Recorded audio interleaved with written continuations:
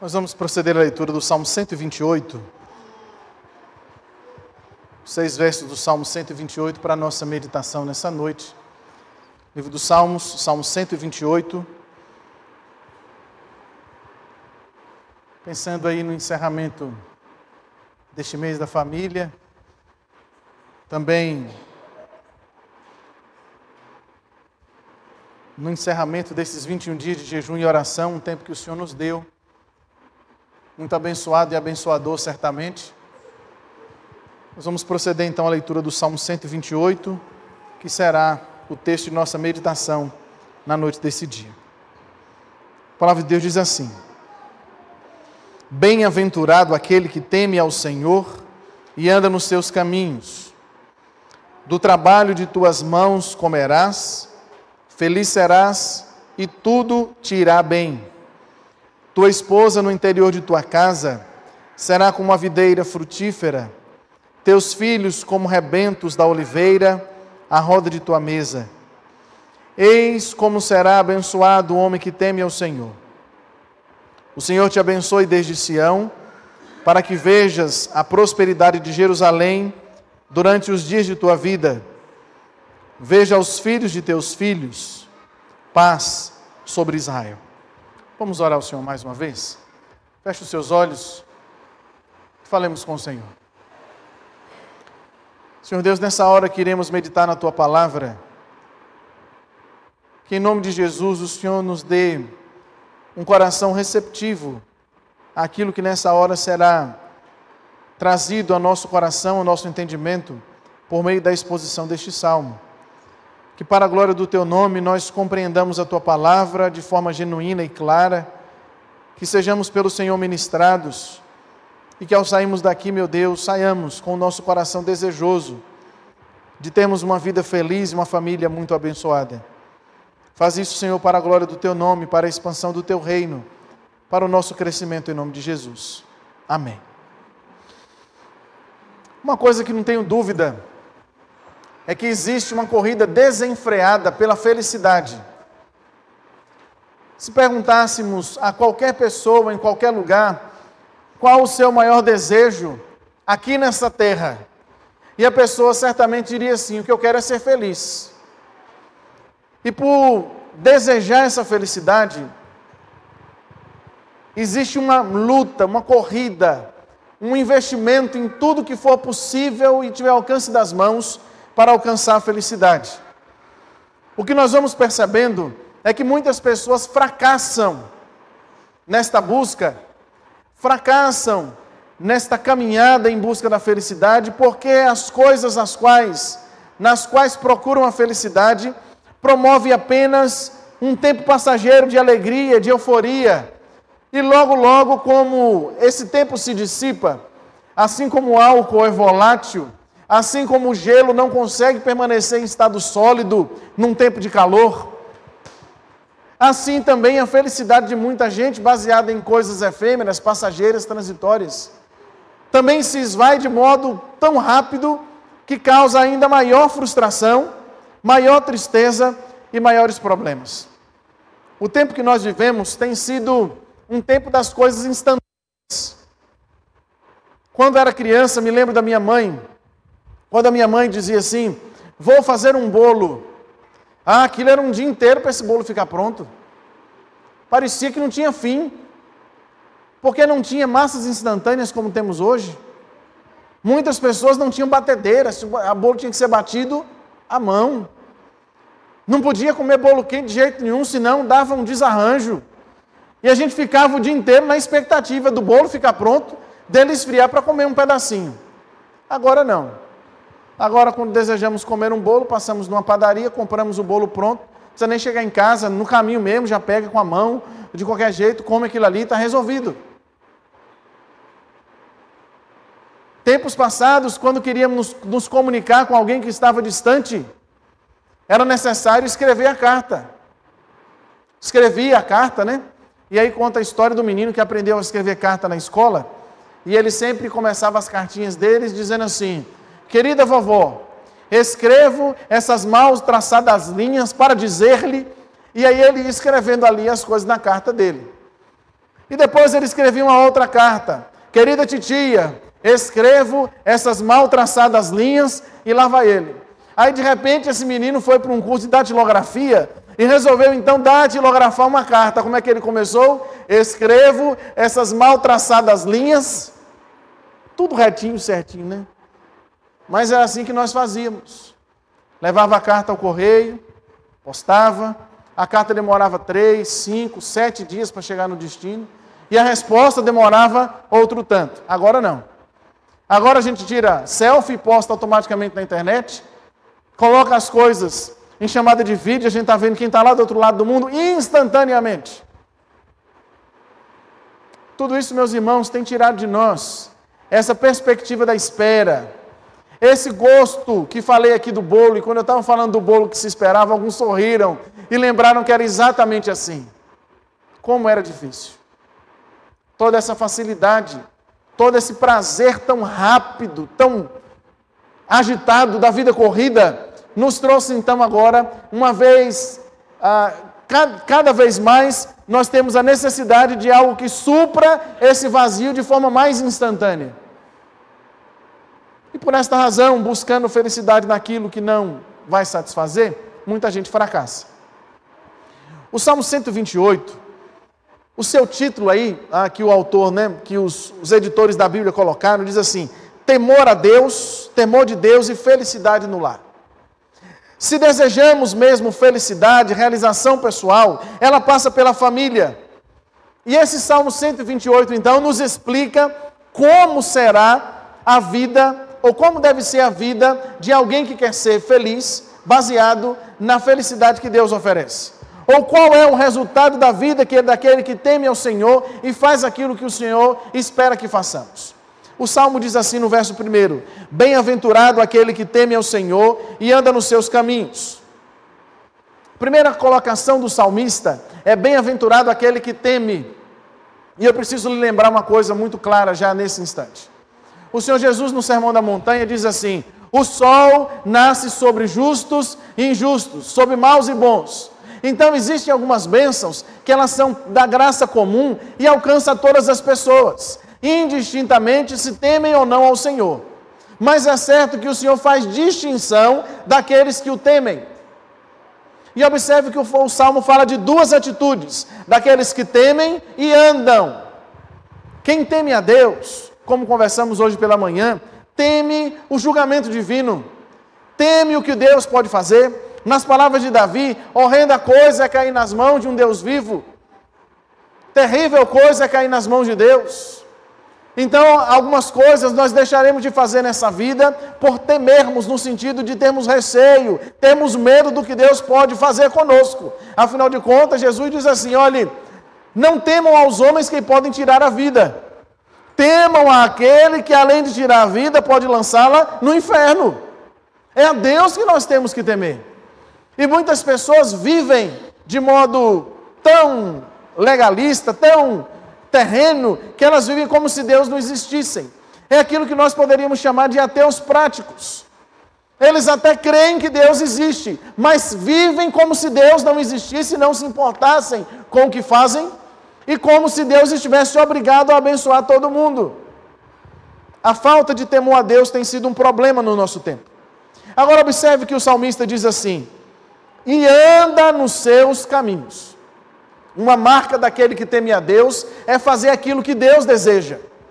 E que temos visto em alguns instantes é que as pessoas afirmam temer a Deus, mas fazem exatamente aquilo que Deus reprova. Eles sabem que Deus odeia a mentira, mas mentem. Eles sabem que Deus odeia o suborno, mas subornam.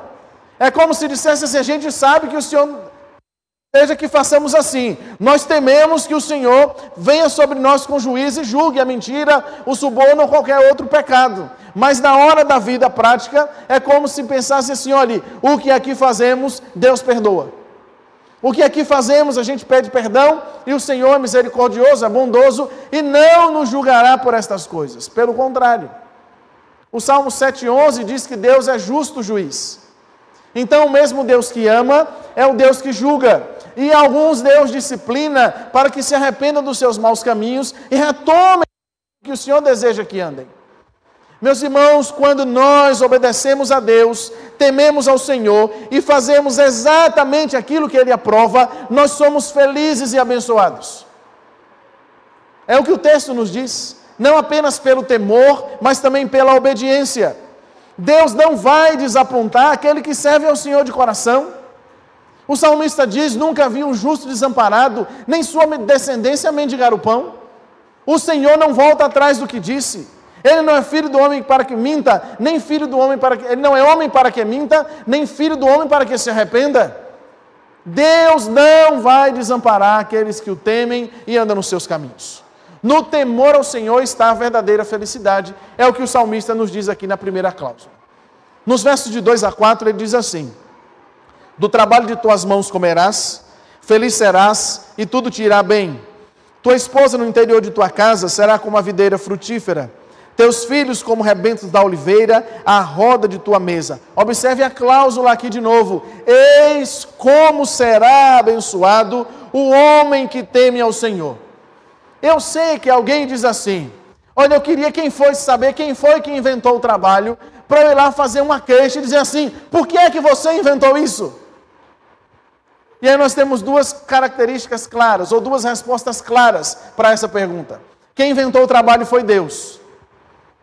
Foi Deus que colocou Adão e sua mulher no jardim e disse assim: o trabalho de vocês vai ser cultivar o jardim e guardar. Então as duas primeiras profissões do mundo, de certo modo, foi a agricultura e a questão da vigilância. Está lá o trabalho. O trabalho se tornou um peso maior depois da queda, depois do pecado. Aí nós lemos assim: do trabalho de tuas mãos comerás, do suor do teu rosto comerás o teu pão. Mas não diz que Deus não abençoa. Meus irmãos, o trabalho é uma bênção. O trabalho visto da perspectiva daquele que teme a Deus é uma bênção. Quem honra o trabalho é o Senhor Deus. É uma honra poder ter saúde, ter vigor, ter disposição para o trabalho. Quem dá o talento, o dom, a sabedoria para fazermos algumas coisas é o Senhor Deus. Do trabalho de tuas mãos comerás, feliz serás. Que coisa boa é podermos, depois de um tempo de trabalho, quer seja um dia, como é a questão do jornaleiro, né? Jornaleiro de jornada, passa o dia trabalhando, no final do dia ele vê ali o fruto do trabalho. Esses dias tem sido assim para alguns irmãos, contabilizam ali quantos litros de leite foram tirados naquele dia, agradecem a Deus: Senhor, muito obrigado.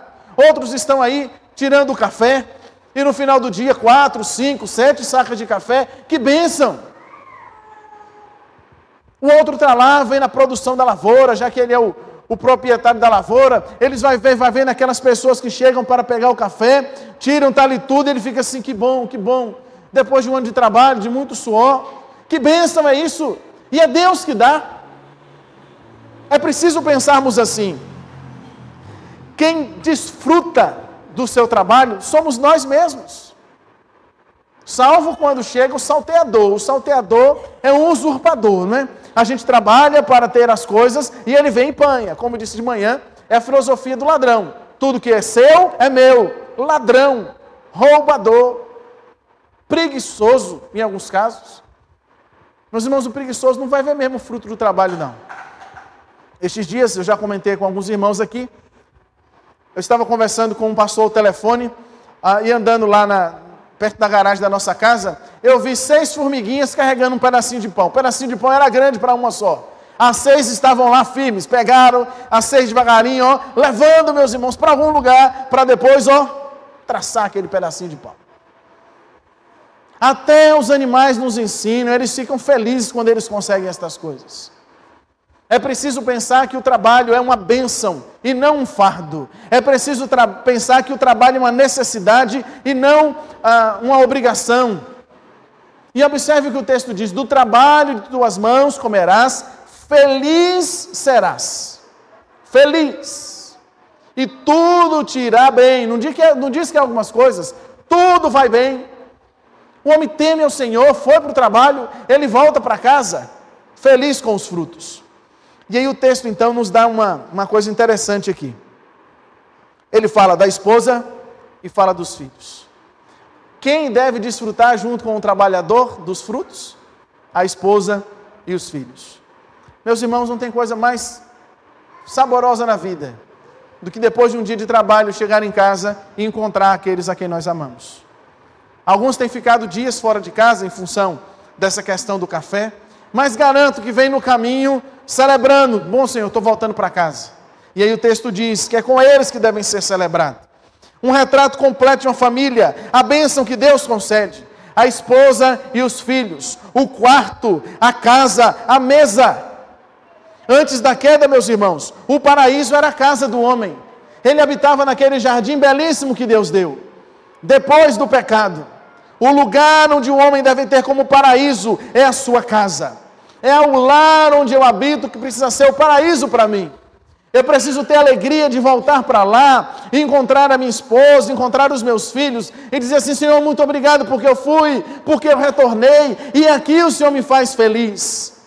São esses que o Senhor me deu para cuidar. Muito obrigado porque o Senhor me permitiu ir, voltar e ter como sustentar a minha família. Tudo vai bem. E aí umas figuras aqui muito interessantes. Ele diz assim, é tua esposa no interior de tua casa. A proposta é como se tivessem muros. E essa casa aqui, que ele faz menção, ela tem um local como se fosse uma sala de estar ou uma sala de jantar junta no meio da casa e os cômodos estão em volta. E aí a visão de quem está escrevendo o Salmo é, ele está dentro da casa, cercada por muros, e onde ele está, ele consegue ver tudo o que acontece dentro da sua casa. E ele diz assim, a esposa no interior da casa, além deste lugar onde tem a mesa para a refeição, tem os quartos. Ele contemplando aquilo que Deus lhe deu. E aí ele faz uma comparação, dizendo assim, será como a videira frutífera.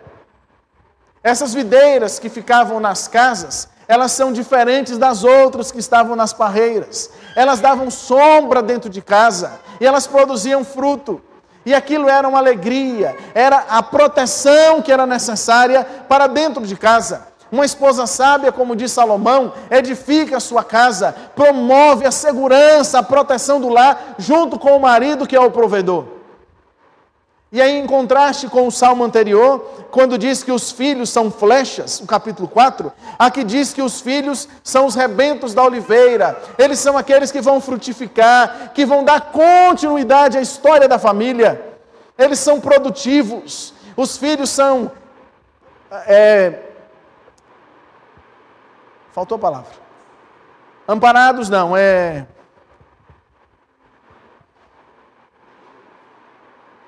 Faltou o termo. Eles são sustentados, encontrei aqui. Os filhos são sustentados pelo pai e são amparados pela mãe. E por essa razão, por terem a proteção do pai e da mãe, neste sentido, o pai no sentido da provisão e a mãe no sentido do cuidado, eles se tornam frutíferos e continuam a história da família. Aí o salmista diz, a esposa no interior de tua casa, observando todas as coisas, vai ser como aquela que protege e os filhos vão ser como aqueles que florescem.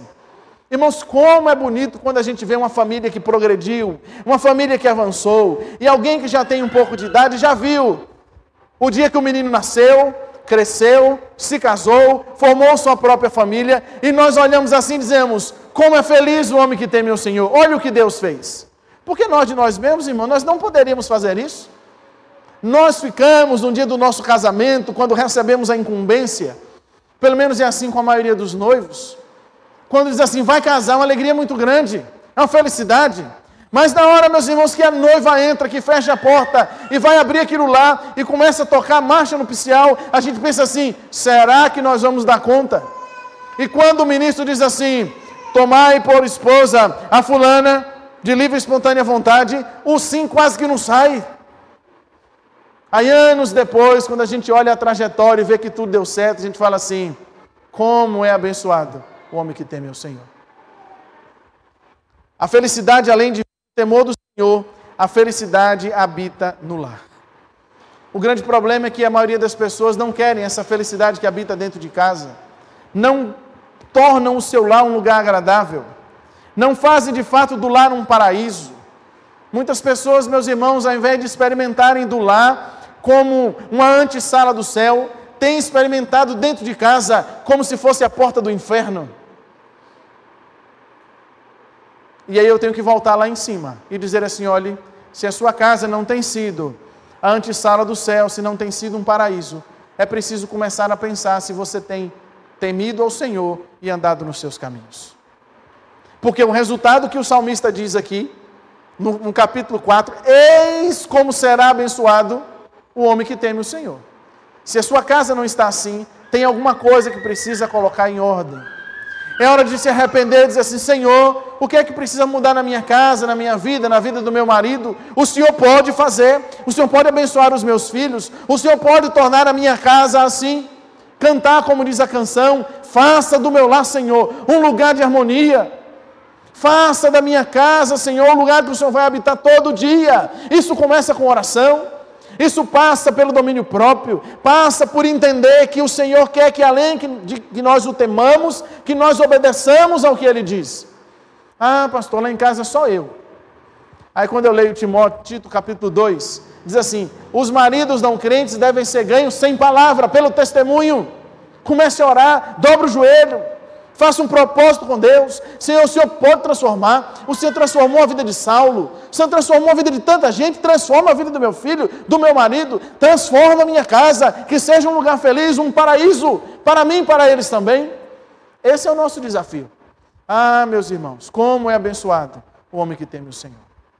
Aí o salmista diz que a felicidade não está só no temer ao Senhor e não está só no lar, mas diz que a felicidade é para toda a vida. Olha o que diz os versos 5 e 6.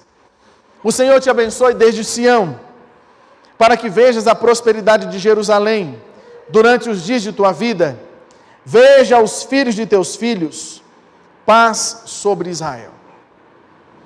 Esse Salmo 128 está entre os cânticos que o povo, os israelitas, cantavam quando eles caminhavam para Jerusalém. Por isso eles são chamados de cânticos de degraus ou cânticos de romagem. Eles iam no caminho para os sacrifícios anuais, lembrando estas canções e dizendo assim: quando eles saíam de lá, o sacerdote estava responsabilizado por ministrar sobre o povo de Deus uma bênção, que está em Números capítulo 6, versos 24 e 25, que passo a ler nesse instante. Livro de Números, capítulo de número 6, versículos 24 e também 25.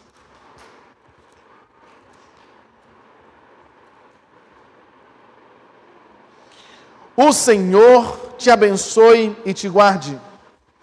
O Senhor faça resplandecer o rosto sobre ti e tenha misericórdia de ti.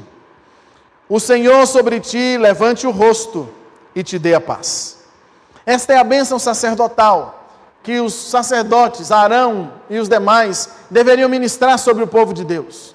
A bênção eles recebiam na saída: o Senhor te abençoe e te guarde. No caminho eles deveriam ser guardados por Deus. O Senhor faça resplandecer o rosto sobre ti, assim como o sol nasce e brilha, que fosse assim também a presença de Deus. Que o Senhor faça que você enxergue o brilho de sua glória. O Senhor levante sobre ti o rosto, ou seja, fique sempre diante de você e te abençoe com paz. É assim que eles saíam lá de Jerusalém abençoados, iam até a sua casa debaixo da bênção, e a bênção do Senhor permanecia sobre eles, durante os dias de suas vidas. Meus irmãos, os peregrinos chegavam lá e eram assim. O que vai favorecer a felicidade e vai conceder uma vida longa é também o temor ao Senhor. O 5º mandamento diz assim: honra o teu pai e tua mãe, para que te prolongue os dias na terra que o Senhor teu Deus te dá. Sempre que vejo alguém que está ficando com os cabelos brancos, que não morreu na juventude, de certo modo, o que me faz sempre lembrar é essa promessa de Deus, que aqueles que honram o papai e a mamãe têm vida longa. Ah, irmãos, como é bom nós ficarmos velhos. Como é bom os cabelos não serem tão escurinhos como eram outrora. Ainda ontem uma irmã olhou para mim, uma amiga nossa olhou e falou assim: o pastor está diferente. E falou assim: pintou o cabelo? Não. Acho que não terei essa coragem. Deixa eles ficarem grisalhos. Deixa aí aparecendo aí. Meus irmãos, como é bom quando o tempo passa e a gente vai vendo a bênção do Senhor. E o texto diz então que esses deveriam ser abençoados desde o Sião e ver a prosperidade de Jerusalém e de Israel. Ou seja, essa bênção que estava sobre a família deles deveria também alcançar a cidade de Deus, Jerusalém, e alcançar a sua nação, o povo de Israel. As famílias que são abençoadas por Deus, elas são uma bênção não só para si, mas são uma bênção para a igreja, para a cidade, para o lugar onde estão. Feliz a nação cujo Deus é o Senhor. Deus não é o Deus do Brasil, Deus é o Deus das pessoas que moram no Brasil. E para isso é necessário que elas temam, amem ao Senhor, andem nos seus caminhos, e assim Deus será o Deus da nação. Já pensou como seria bom se todas as famílias do nosso país temessem a Deus? Se todos os homens obedecessem aos mandamentos do Senhor, como seria feliz a nossa nação? Mas isso passa por mim e por você. Nós precisamos primeiro ter essa felicidade em nossa casa, para que os nossos vizinhos vejam e percebam, olhe, na casa deles a felicidade, na casa deles a alegria, na casa deles a paz. E pensarem até que nós não enfrentamos dificuldades. Dificuldades enfrentamos todos nós. Tanto eu na minha casa, quanto você na sua, quanto o ímpio na casa dele. A diferença entre nós e eles está que nós confiamos em Deus, que nós tememos ao Senhor, e por essa razão somos felizes. Ainda que, diz Abacuque, a figueira não floresça, não haja fruto na vide, o fruto da oliveira minta, não haja animais nos currais, todavia eu me alegro em Deus, no Deus de minha salvação. A nossa alegria não vem das circunstâncias, a nossa alegria vem de nós sabermos que quem nos sustenta é o Senhor. E aí nós podemos então passar os dias de nossa vida, chegar na velhice e dizer assim, olhe, como foi bom temer o Senhor. Meus irmãos, quando Samuel chama todo o povo e diz assim, olhe, vem cá, reúna todo mundo. Agora eu estou velho, já estou próximo de partir. De quem defraudei, de quem fiz algo que não deveria ter feito, quais queixas vocês levantam contra mim? E o povo falou assim, não, Samuel, você foi um homem íntegro. Meus irmãos, que coisa bonita é dizer isso no final de nossa vida. Olhar para trás e perceber que em toda a nossa trajetória, embora tenhamos enfrentado dificuldades, problemas, continuamos firmes no temor do Senhor. O meu pai não teve oportunidade de conhecer a Esther, mas conheceu Samuel, a Amanda e a Alícia, os filhos dos filhos. Que bênção que é!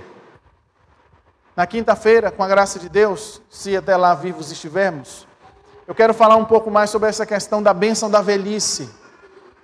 E queria que você viesse para a gente conversar sobre isso. Porque tantas vezes a gente pensa que na velhice já está na hora de parar. Aí o Salmo 92, 14 diz assim, na velhice darão ainda frutos, serão cheios de seiva e de verdor. Então a velhice ainda é hora de produzir. Meus irmãos, há uma diferença muito grande entre ter filhos e ter netos. Aí nós brincamos às vezes, né? Dizendo assim, olha, o bom de ter neto é porque na hora que o filho chora, que o neto chora, a gente entrega para o papai e para a mamãe e está resolvido. Ah, meus irmãos, mas tem muitas outras preocupações que passam na cabeça dos pais que os avós não têm mais. A preocupação com a educação é dos pais, a preocupação com o sustento é dos pais, com a saúde é dos pais. Ainda que os avós possam auxiliar, mas a responsabilidade é deles. E aí é tão gostoso perceber que os avós, muitos deles, talvez a grande maioria deles, se orgulha em ver que o filho e a filha estão dando prosseguimento na sua linha genealógica, que as coisas estão caminhando, que está tudo indo bem. Quando eles veem os netos bem educados, bem nutridos, saudáveis, inteligentes, servindo a Deus, ai, irmãos, que coisa gostosa que é. E aí eles pensam assim, olha, como é bom ver os filhos dos filhos. Por fim, o salmista diz assim, que a paz esteja sobre Israel. Em muitos momentos, nós deveríamos pensar que lares bem estruturados são uma bênção para a igreja, uma bênção para a nação. Mas um lar feliz também é um lar onde há paz. E paz você precisa pensar primeiro que não é a ausência de guerra, não é a ausência de conflito. Toda casa tem os seus conflitos, todo lar tem os seus dilemas. Tem os embates entre marido e esposa, entre pais e filhos, sempre tem, entre irmãos. Isso acontece, mas é diferente quando aquela casa teme ao Senhor. Porque a paz principal quem dá é Deus, é a presença de Deus no lar. É a bondade de Deus que faz com que nós vivamos com bem-estar a despeito das dificuldades. É no lar e na bênção de Deus, onde o Senhor está, que nós enfrentamos o tempo de dificuldade com o mesmo contentamento do tempo da bonança. Passa, tem o tempo da dificuldade sim, mas a fartura vem, e nós sabemos que ela vem das mãos do Senhor. Nós sabemos que a enfermidade virá. Esses dias, muitas gripes, muitos espirros, dengue assolando por alguns lugares. A gente fica preocupado, mas nós sabemos que a questão da enfermidade também é transitória. E acima de tudo, nós sabemos que aqueles que estão salvos, abençoados por Deus nesse sentido, ainda que venham a sucumbir nesta terra, no dia que os seus olhos se fecham, eles estarão descansando para sempre com o Senhor. E por essa razão é que experimentam paz. Ah, meus irmãos, Deus tem muitas bênçãos para o seu povo. E é isto que esse salmo nos ensina. O que esse salmo nos ensina é que nós podemos ser plenamente felizes se nós compreendermos que a verdadeira felicidade vem do temor ao Senhor, de fazer aquilo que o Senhor exige de nós, de agradarmos a Ele com as nossas ações. Nas palavras do Salmo 37, agrada-te do Senhor e Ele satisfará os desejos de teu coração. O texto também nos diz que a verdadeira felicidade ela não é experimentada na igreja, embora a igreja seja um lugar de alegria. Não é desfrutada na presença dos amigos, é desfrutada no lar. E a felicidade que o Senhor tem para nós, ela é para a vida inteira. É para ficarmos velhos, vemos os filhos dos filhos e vemos a paz de Deus sobre a nossa casa, sobre a igreja e sobre a nossa nação. Que você e eu compreendamos estas coisas, mas não apenas ouçamos com os ouvidos, entendamos com a mente, mas que coloquemos em prática. Primeiro, se não há temor de Deus, comece a orar: Senhor, eu preciso aprender a temer o Senhor, que é o princípio da sabedoria. É preciso pedir a Deus: Senhor, me ajuda a colocar em prática as coisas que tenho aprendido de Tua Palavra. Como diz o salmista, que guarde no coração as Tuas palavras, para não pecar contra o Senhor. Como diz o Salmo 19:14, que as palavras dos meus lábios, o meditar de meu coração, sejam sempre agradáveis na Tua presença, Senhor, rocha minha e Redentor meu. E que a felicidade não acabe, como muitas vezes acaba o dinheiro que aferimos. Muitas vezes falta salário no nosso mês. Mas que não nos falte a felicidade verdadeira que só Deus pode nos dar. Que Deus nos abençoe, em nome de Jesus. Deus amado, muito obrigado pela revelação de Tua Palavra. Que o Senhor nos ajude a temer ao Senhor e andar nos Teus caminhos. Que nós tenhamos lares ajustados, que nós vejamos a bênção do trabalho como vinda de Tuas mãos, que tudo concorra bem na nossa vida, no nosso lar, para que sejamos felizes. Oramos, ó Deus, para que essa felicidade que o Senhor dá, ela se estenda à nossa genealogia e que nós sejamos felizes, não apenas em alguns instantes, mas em todos os dias de nossa vida. Em nome de Jesus. Amém.